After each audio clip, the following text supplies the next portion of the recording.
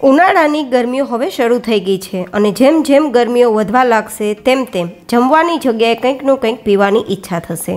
તો આજ ડિમ્પલ્સ ડિશીસમાં જુદા જુદા 2 પ્રકારના શરબત કે પછી ડ્રિંક તમે કહી શકો તે લઈને આવ્યા છીએ, જેમાંથી કોઈ પણ એક વેરાયટી દરરોજ તમે 1 ગ્લાસ જેટલું પીશો ને તો જમ્યા વગર પણ નવી શક્તિઓનો સંચાર થશે, સાથે સાથે શારીરિક અને માનસિક મનોબળ પણ વધશે અને તમે ખુદ નવી શક્તિઓનો અનુભવ કરશો. શરીરનો થાક અને નબળાઈ તો દૂર થશે જ થશે, પણ કામ કરવાની ઈચ્છા ઊભી થશે અને તમને નવી શક્તિઓનો સંચાર થવાથી સ્ફૂર્તિ પણ બની રહેશે. તો ચલો આવા જુદા જુદા 2 પ્રકારના ડ્રિંક રેસીપી શરૂ કરીએ. તો જેમના માટે પહેલું ડ્રિંક બનાવીએ.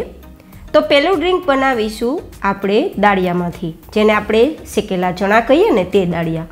આ દાળિયાને ફોતરા કાઢી મેં દાળ લીધી છે. તમે રેડીમેડ જે માર્કેટમાં દાળ મળે ને તે પણ લઈ શકો અને દાળિયામાંથી ફોતરા કાઢીને તે ફોતરા વગરના દાળિયા કે ફોતરા વગરની દાળ કહેવાય તે પણ લઈ શકો.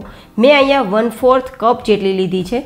તો મેં 1/4 કપ જેટલી દાળિયાની દાળ અને 1/4 કપ જેટલી મિશ્રી કે જેને ખડી સાકર કહેવાય અથવા તો દોરાવાળી સાકર કહેવાય તે મેં લીધી છે. ખાંડની અવેજીમાં સાકર છે તે ઠંડક આપવાનું કામ પણ કરશે, નેચરલ ઠંડક આપશે, પેટની ગરમી કે એસિડિટીને પણ દૂર કરશે.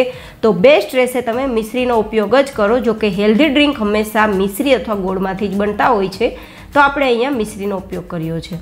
હવે ગ્રાઇન્ડ કરી પાવડર તૈયાર કરી લઈશું અને આ રીતે આપણો પાવડર તૈયાર થઈ ગયા બાદ આપણે એરટાઇટ બોક્સમાં ભરીને રાખી શકીએ, બિલકુલ ખરાબ થવાનો નથી.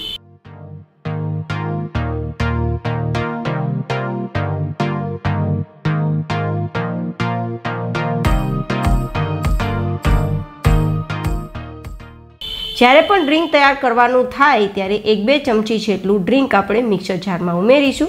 જો કે તમે સીધું ડિરેક્ટલી ગ્લાસમાં પણ બનાવી શકો છો, બટ હું અહીંયા બીજી ઇન્ગ્રેડિયન્ટ્સ ઉમેરવાની છું, તો તેમના માટે હું આ રીતે મિક્સર જારનો ઉપયોગ કરી રહી છું. હવે થોડા ફુદીનાના પત્તા લેશું. ગરમીમાં રિફ્રેશ રાખવાની ફુદીનાની અંદર તાકાત હોય છે તો ઉપયોગમાં લીધું છે. અને લગભગ અડધા લીંબુનો રસ થાય તેટલું આપણે લીંબુ નીચોવવાનું છે, વધારે લીંબુની જરૂર નથી. થોડા બરફના ટુકડા અને અડધાથી પોણા ગ્લાસ જેટલું પાણી ઉમેરી એક સરસ મજાનું પીસી લેશું, ગ્રાઇન્ડ કરી લેશું. તો સરસ મજાનું હેલ્ધી ડ્રિંક તૈયાર થઈ જશે.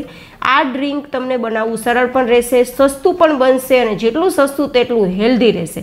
આપણે એમાં દાળિયાની દાળનો ઉપયોગ કર્યો છે ને તો ઘોડા જેવી શક્તિઓનો સંચાર થશે. લીંબુનો ઉપયોગ કર્યો છે તો તમને જમ્યા વગર પણ થાક દૂર થશે. ફુદીનાનો ઉપયોગ કર્યો છે તો તમે પૂરા દિવસ દરમિયાન ફ્રેશ રહી શકશો અને સ્ફૂર્તિમય રહી શકશો. સાકરનો ઉપયોગ કર્યો છે તો એસિડિટી જેવી બીમારીઓને દૂર રાખી, પેટની ગરમીઓ દૂર રાખી અને તમે આખો દિવસ સ્ફૂર્તિમાં રહી શકશો. તો આ ડ્રિંક આપણું તૈયાર થઈ ગયું છે. આ ડ્રિંક એટલું હેલ્ધી છે કે તમે બિલીવ નહીં કરો ગાઈઝ કે કેટલી અદ્ભુત નવી શક્તિઓનો સંચાર થશે. એકવાર ટ્રાય જરૂર કરજો, તમને શક્તિ નવી જરૂર મળશે, તમે ખુદ અનુભવ કરી શકશો. હવે આ વધેલા પાવડરને ઢાંકીને તમે સ્ટોર કરી શકો છો. ફ્રીજમાં રાખવાની જરૂર નથી, બહાર રાખીને પણ સ્ટોર કરી શકશો, બિલકુલ ખરાબ નહીં થાય. હવે બનાવીશું આપણે બીજું ડ્રિંક. બીજું ડ્રિંક તૈયાર કરવા માટે ઘરમાં રહેલી વાટકી અથવા તો કપને તમે સેટ કરી પછી બધું જ માપ તેનાથી લેવું પડશે. તો મેં અહીંયા 1/4 કપ માપ માટે લીધું છે. હવે જે માપ માટે મેં કપ લીધો છે તે જ કપથી 1/4 કપ જેટલા અખરોટ, 1/4 કપ જેટલી બદામ, 1/4 કપ જેટલા પિસ્તા, 1/4 કપ જેટલા કાજુ લીધા છે. 1/4 કપ જેટલી ચારોળી ઉપયોગમાં લીધી છે. 1/4 કપ જેટલી વરિયાળી,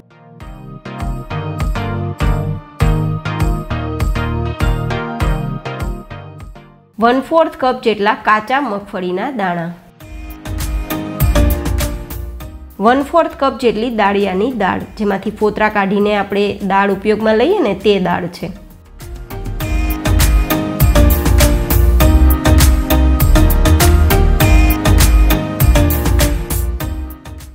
1/4 કપ જેટલા મખાના. મખાનાની અંદર ડિહાઇડ્રેશનને દૂર રાખવાની એક તાકાત હોય છે, કારણ કે એની અંદર ભરપૂર પાણી હોય છે, તો ઉપયોગમાં જરૂર લેવા જેવા. હવે આપણે ધીમા ગેસની ફ્લેમ પર આ બધી સામગ્રીઓને આપણે શેકવાની છે. લાઇટ ગોલ્ડન કલર પર આવે ત્યાં સુધી શેકવાની જરૂર નથી, બસ થોડી વાર આપણે શેકશું ને તો આની અંદર રહેલો મોઇશ્ચરનો ભાગ હશે તે બળી જશે અને પરિણામે લાંબા સમય સુધી આ પાવડરને આપણે સ્ટોર કરી શકશું. આ સામગ્રીઓ થોડી કોસ્ટલી બને છે, થોડી વધુ કિંમતવાળી બને છે. તો મેં તમને જે પહેલાં ડ્રિંક બતાવ્યું તે ઓછી કિંમતમાં બની જાય છે. તો જો તમને આવી મોંઘી વસ્તુઓ ના પરવડે તો તમે પહેલું ડ્રિંક જે ઓછી કિંમતમાં બને છે તે બનાવીને પણ પી શકો છો. અને આ રીતે આપણે જે બીજું ડ્રિંક બનાવીએ છીએ તે તમને જો પરવડતું હોય, તમને મોંઘું ના લાગતું હોય તો તમે આ રીતે ડ્રિંક પણ બનાવી શકો છો. મેં આ બંને ડ્રિંક તમને એટલા માટે બતાવ્યા છે કે એક તમને ઓછા ભાવમાં તૈયાર થયેલું છે, એક તમારું વધારે કિંમતમાં તૈયાર થશે, પણ ચોઈસ તમારી પાસે રહી શકે તે માટે. હવે આ બધી જ વસ્તુ સરસ શેકાઈ ગઈ છે તો નીચે ઉતારી એકદમ સરસ ઠંડી કરી લેશું. ગરમ ગરમમાં ક્યારેય પીસવાનું નહીં તો તેના તત્વો બળી જશે અને સ્ટીમના કારણે પાવડર ખરાબ થઈ જશે અને લાંબા સમય સુધી સારો પણ નહીં રહે. તો એકદમ સરસ ઠંડો થઈ ગયો છે તો મિક્સર જારમાં ઉમેરી દઈશું.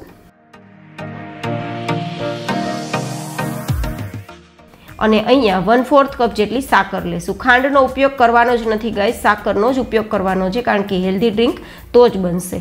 અને અહીંયા મેં માત્ર 1/4 કપ જેટલી જ લીધી છે, જેથી આપણે વેરાયટી જે બનાવશું ને તે મીઠી નહીં થાય, એવરેજ થશે, જે પેટની ગરમી કે એસિડિટીને દૂર કરવામાં હેલ્પફુલ થાય. બસ તેટલી જ આપણે મિશ્રી કે સાકર લીધી છે. તો એકદમ ઓછી સાકર છે, તો જેને ડાયાબિટીસ કંટ્રોલમાં રહે છે અથવા તો બોર્ડર ઉપર રહે છે તો એવા લોકો ડૉક્ટરના સજેશન અનુસાર આ વેરાયટી ઉપયોગમાં લઈ શકે. વધારે ડાયાબિટીસ રહેતું હોય તો હું સજેશન નથી આપતી, છતાં પણ તમારે ડૉક્ટરને કન્સલ્ટ કરીને પછી જ આ પાવડરનો ઉપયોગ અથવા મિશ્રી કે મીઠી વસ્તુઓનો ઉપયોગ કરવો. આપણે મિક્સર ચાલુ બંધ કરીને જ દળવાનું, જેથી પેસ્ટ ના બને, કારણ કે આમાં રહેલી બધી જ વસ્તુઓમાં તેલ હોય છે. તો વધારે મિક્સર ચાલુ રહેશે ને તો તેનું તેલ નીકળવા લાગશે. તો આપણે પાવડર તૈયાર થઈ ગયો છે તો એરટાઇટ બોક્સમાં ભરી સ્ટોર કરી, બને તો પાવડરને ફ્રીઝમાં રાખજો, કારણ કે ઘણીવાર ડ્રાયફ્રૂટ્સ બહાર રાખવાથી ખરાબ થઈ જતા હોય છે ગરમીઓના કારણે. તો આ પાવડરને ફ્રીઝમાં રાખવું જરૂરી છે. અને ગમે ત્યારે આ ડ્રિંક તમે પી શકો છો. પીવા માટે માત્ર જરૂર છે હુંફાળા ગરમ દૂધની. તો મેં અહીંયા હુંફાળું ગરમ દૂધ લીધું છે.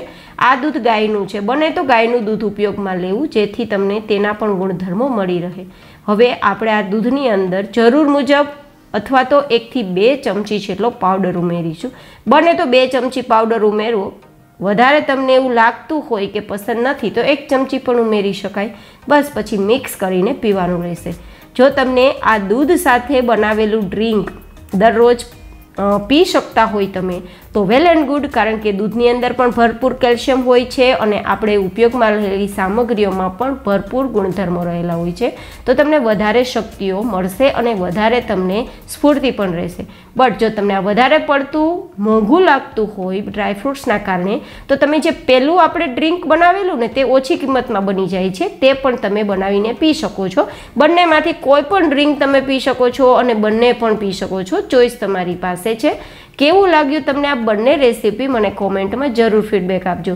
ફરી મળીશું નવી જ હેલ્ધી એન્ડ ઇન્ટરેસ્ટિંગ રેસીપી સાથે. ત્યાં સુધી stay healthy, stay happy, take care.